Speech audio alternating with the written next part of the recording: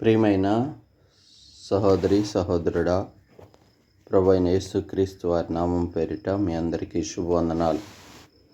ఈ ఉదయకాలము పరిశుద్ధ గ్రంథంలో నుంచి హెబ్రీయులకు రాసిన పత్రిక 11వ అధ్యాయము 6వ వచనాన్ని ధ్యానాంశంగా తీసుకుందాం.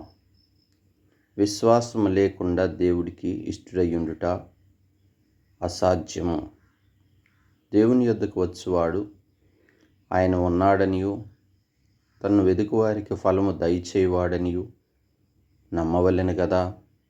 ప్రియా సహోదరి సహోదరుడా, దేవుని సంఘమైన మనము మన ఆధ్యాత్మిక జీవితంలో విశ్వాసముని గురించి దేవుడు మనతో మాట్లాడుతున్నాడు.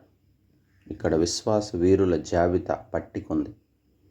అందులో ప్రధానమైన వాడు హానోకు. హానోకు మరణము చూడకుండా కొనిపోబడ్డాడు. దేవునితో 365 సంవత్సరాలు నడిచాడు. ఎందును బట్టి? విశ్వాసమును బట్టి. అంతేకాదు, దేవునికి ఇష్టుడాయాడు. చూడు, ఈనాడు మనము ఏం చేస్తే దేవునికి ఇష్టలమవుతాం అని గమనిస్తే, దేవునికి దశంభాగం ఇస్తే ఇష్టలమవుతామా? దేవునికి ప్రార్థన చేస్తే ఇష్టలమవుతామా? దేవుని వాక్యం చదివితే దేవునికి ఇష్టలమవుతామా? మరి ఏ విధంగా దేవుని మందిరాల్లో ఆరాధన చేస్తే దేవునికి ఇష్టలమవుతామా? అయి ఉండొచ్చు, అవన్నీ కూడా ఒక భాగం కావచ్చు. కానీ వాక్య లేఖనాల ప్రకారం భక్తుడు అయిన హానోకు ఎలా ఇష్టడయ్యాడంటే, దేవుని యందు బలమైన దృఢమైన విశ్వాసం ఉంచటాన్ని బట్టి ఇష్టుడాయను అనే సాక్ష్యము పొందినట. నిజంగా ఎంత మరి ఆత్మీయ జీవితం హానోకు కలిగి ఉన్నాడు. మన జీవితంలో కూడా విశ్వాసం అనేది చాలా ప్రాముఖ్యమైనది. అందుకే బైబిల్ గ్రంథం సెలవిస్తుంది. 1 కొరింథీ 13:13 చెప్తాడు, ఈ 3 నిలుచునంటాడు: విశ్వాసము, నిరీక్షణ, ప్రేమ. చూడండి, విశ్వాసము నిలిచి ఉండేది. అంతేకాదు, ఎఫ్ఎస్సీలో చెప్తాడు 6లో, ఎఫ్ఎస్సీలకు రాసిన పత్రికలో 6వ అధ్యాయంలో చెప్తాడు. ఏమంటాడంటే, విశ్వాసం అనే డాలు సర్వాంగ కవచముల్లో ఒకటిగా చెప్తాడు. అపవాదిని ఎదిరించడానికి విశ్వాసం చాలా అవసరం. అంతేకాదు, మరి హెబ్రీలో 3లో చెప్తాడు, సహోదరులారా, ఒకవేళ మరి మీ హృదయములో కాఠిన్యత కలిగి విశ్వాసములో నుంచి తొలగిపోయే అవకాశం ఉంది అని సెలవిస్తాడు. ఒకవేళ దుష్ట హృదయం కలిగి చెడు తలంపులు కలిగి విశ్వాసములో నుంచి తొలగిపోతూ చున్నారేమో చేదైన వేరు మొలిసి అని ఆ దుష్ట హృదయంలో నుంచి తొలగించుకోండి, హృదయాన్ని కఠినపరుచుకునవద్దు.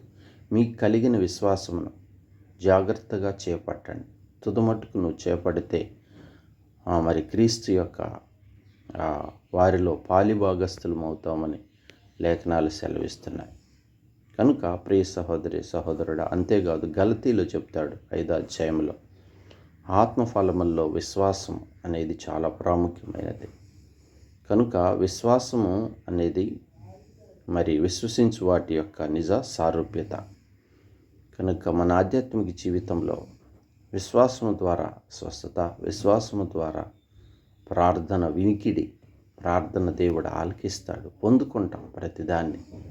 కనుక విశ్వాసము అనేది ఆత్మీయ జీవితంలో చాలా ప్రధానమైనది. నిలిచి ఉండేది, శత్రువును ఓడించేది, మరి దేవునికి ఇష్టడుగా చేసేది విశ్వాసం అనేది.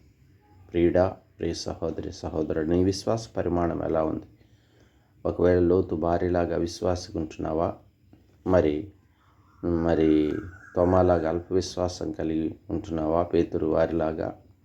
మరి నీ ఆధ్యాత్మిక జీవితంలో విశ్వాసంలో అభివృద్ధి పొందుతున్నావా? అంతకంతకు విశ్వాసంలో బలహీనపడుతున్నావా? సంవత్సరముల మీద పడుచున్న కొలది ఆత్మీయ అనుభవంలో నీవు విశ్వాసము ద్వారానే దేవుణ్ణి ఎదుర్కొనగలుగుతావు. కొనిపోబడ్డాడు మరణం చూడకుండా. మనం కూడా ఒకరోజు కొనిపోబడాలి. దేవునికి ఇష్టలుగా ఉండాలి అంటే మరి విశ్వాసంలో మనము దృఢంగా ఉండాలి. విశ్వాసంలో నుంచి తొలగిపోకూడదు. అందుకే పౌలు చెప్తాడు, 2 తిమోతి 4:7 చదివిస్తాడు, నా విశ్వాసమును నేను కాపాడుకుంటుని. ప్రియ సహోదరి సహోదరుడు, నీ విశ్వాసాన్ని కాపాడుకుంటున్నావా?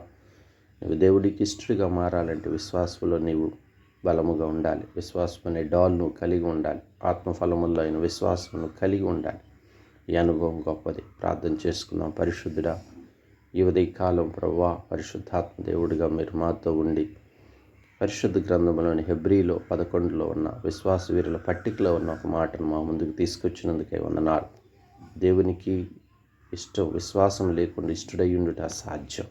హనోకు తన జీవితంలో విశ్వాసము, బలమైన విశ్వాసాన్ని బట్టి ప్రభువా నీతో నడిచాడు.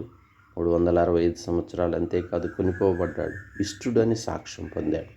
నా ఆధ్యాత్మిక జీవితంలో విశ్వాసములో మేము ఎదుగుటకు, విశ్వాసములో అభివృద్ధి చెందుటకు, విశ్వాసంలో నిలిచి ఉండుటకు, విశ్వాసం అనే డాలు, విశ్వాసం అనే ఆత్మఫలం కలిగి ఉండుటకు మాకు సహాయం చేయి. తద్వారా మహిమ కలిగిన రాజ్యంలో నీలో పాలిభాగస్సుల మటుకు సహాయం చేయం.